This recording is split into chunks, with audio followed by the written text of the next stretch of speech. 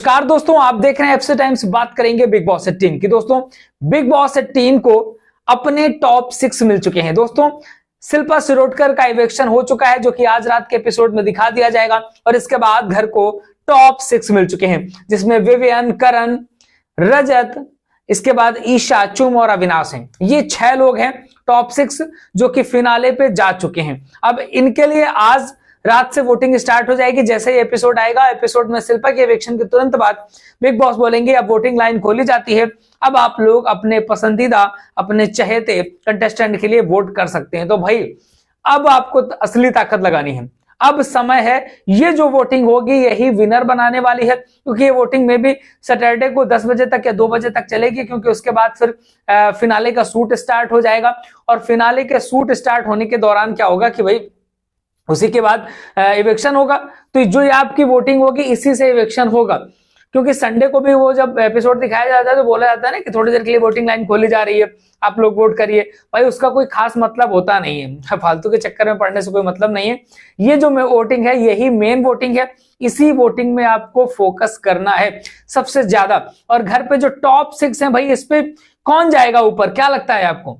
कौन जाएगा, कौन बनेगा विनर? ये तो आपको लिखना है कमेंट बॉक्स में, बताना है कि भाई कौन विनर बनने वाला है। अब इसके बाद बात करें कि अभी फिलहाल कोई इवेक्शन नहीं होगा, लेकिन हाँ फिनाले पे पूरे 6 लोग तो जाएंगे नहीं वहां पर तो केवल टॉप 2 ही पहुंचेंगे। तो धीरे धीरे करके टॉप 5 किए जाएंगे, फिर टॉप 4 किए जाएंगे, टॉप 3 किए जाएंगे। ऐसे ऐसे करके एक एक का इवेक्शन जनता के वोटों के आधार पर बिग बॉस करेंगे फिनाले पे। तो दोस्तों भाई फिनाले पे कौन कौन पहुंचेगा, वहां पर विनर पे टॉप 2 पे कौन कौन पहुंचेगा, तो ये एक प्रेडिक्शन हम आपको बता रहे हैं कि कैसे क्या होगा। तो वोटिंग के हिसाब से अगर किसी का सबसे पहले इवेक्शन होगा तो वो होगी ईशा, जो कि टॉप 5 जहां से हो जाएगा, क्योंकि ईशा के लिए अभी वोट कम थे, शिल्पा के थोड़े बहुत वोट कम थे और इस चक्कर में शिल्पा चली गई।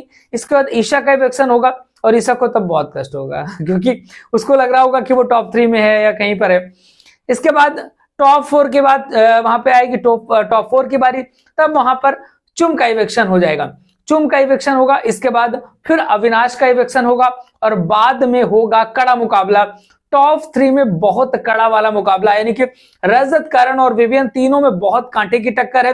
कोई ये नहीं कह सकता है कि भाई रजत के वोट सबसे ज्यादा है करण के, क्योंकि भाई रजत के लिए जितना वोट करने के लिए लोग तैयार बैठे हैं ना, उतनी विवियन की जो सेना है भाई, विवियन डी सेना, तो विवियन वाली सेना जो है वो तैयार बैठी है, वो भी वोट करने के लिए। क्योंकि बॉलीवुड में आपका फिल्म इंडस्ट्री की एक बहुत बड़ी फैन बेस है वहां पर विवियन की, तो विवियन की अच्छी खासी वोटिंग होने वाली है। अगर कोई सोच रहा है कि करण के लिए वोटिंग नहीं होगी, करण के लिए भी बहुत तगड़ी वोटिंग होने वाली है, क्योंकि करण का मामला यह है कि करण की पीआर बहुत ज्यादा काम कर रही है और करण के लिए वोटिंग अच्छी खासी हो सकती है।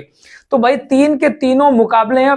अगर देखा जाए तो त्रिकोणीय मुकाबला यहाँ पर होने वाला है। मे भी बिग बॉस वो टास्क करवाएंगे कि नहीं करवाएंगे, क्योंकि बिग बॉस एक टास्क करवाए करते हैं कि भाई ये 15 लाख, ये 20 लाख रखे हैं, अभी आप क्विट करना चाहो तो ये पैसे उठाओ और घर चले जाओ। तो अगर इस तरीके से कोई बैगेज वाला कोई टास्क लेके आते हैं कि बैग लेके निकलना है, तो भाई ऐसे में मुझे तो लगता है कि ईशा को निकल लेना चाहिए चुपचाप, क्योंकि कोई फायदा नहीं होने वाला। लेकिन अभी ईशा पता नहीं लेगी कि नहीं लेगी, उसको लग रहा होगा कि वो ऊपर पहुंच जाएगी, विनर बन सकती है। लेकिन ऐसा टास्क आता है, हो सकता है आए या ना आए, दोनों में से कुछ भी हो सकता है, लेकिन पहले ऐसा टास्क करवाते रहें। अब यहाँ पे जो टॉप 3 है, जो त्रिकोणीय श्रृंखला है, ये एक बड़ी महत्वपूर्ण है, क्योंकि त्रिकोणीय मुकाबला बहुत कम हुआ है बिग बॉस के इतिहास में, और इस बार बहुत तगड़ा वाला त्रिकोणीय मुकाबला होने वाला है। और मैं भी आज रात के बाद जो है ना, कल से लाइव फीड बंद कर दी जाएगी, क्योंकि कल से रिहर्सल वगैरह शुरू हो जाएगी, जो डांस वगैरह परफॉर्म करना है लोगों को वो शुरू हो जाएगा। हम लोगों को जर्नी वीडियोस जिनके दिखाए जाने लगेंगे वहां पर एपिसोड में। और इसके अलावा क्या होगा कि जो बाहर कंटेस्टेंट निकल चुके हैं, पहले जिनका इवेक्शन हो चुका है, उनके भी रिहर्सल शुरू हो जाएंगे, क्योंकि फिनाले वाले दिन उनके भी डांस परफॉर्मेंस वगैरह कुछ प्रोग्राम रखे जाएंगे, तो उनके भी रिहर्सल शुरू होंगे। जो लोग इवेक्ट हो चुके हैं तो उनको भी बुला करके फिल्म सिटी में भी उनका प्रैक्टिस कराई जाएगी। और जानकारी ये निकल करके आ रही है कि दिग्विजय राठी ने आने से मना कर दिया है। भाई दिग्विजय अगर नहीं आ रहे हैं तो अब, पहले तो जब इवेक्शन हुआ था तो दिग्विजय ने बोला था कोई बात नहीं, मेरा इवेक्शन हो गया और मैंने जैसा किया, मैंने जिस तरह खेला उस हिसाब से इवेक्शन हो गया। अब अगर नाराजगी दिग्विजय दिखा रहे हैं तो दिग्विजय के लिए नुकसानदायक है, क्योंकि भाई आप कलर्स के साथ मतलब रंगबाजी दिखा रहे हो, उसका नुकसान आपको झेलना पड़ेगा। क्योंकि आपको इंडस्ट्री में अगर काम करना है, कुछ काम आपको चाहिए है, तो भाई मिलजुल करके सब रखना पड़ता है ना। कलर्स भाई आपका इविक्शन हो गया, वो गेम था, काम खत्म, आगे से रिलेशन अच्छे बनाने होते हैं और रिलेशन अच्छे बनते हैं तो अच्छे काम मिलते हैं।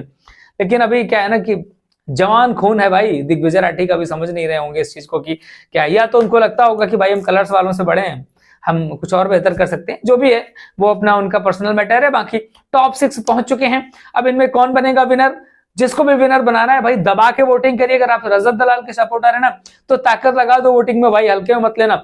वोटिंग में जितनी ताकत लगाओगे उतनी जबरदस्त जीत के आसार बने रहेंगे। बाकी आपको क्या लगता है कौन बनेगा बिग बॉस का विनर, लिख डालिए कमेंट बॉक्स पे। लगातार अपडेट्स के लिए हमें फॉलो जरूर करिएगा, इंस्टाग्राम पे फॉलो करिएगा, यहाँ पे सब्सक्राइब करना है। ठीक है, मिलेंगे फिर किसी नए वीडियो के साथ। देखते रहिए एप्स टाइम्स।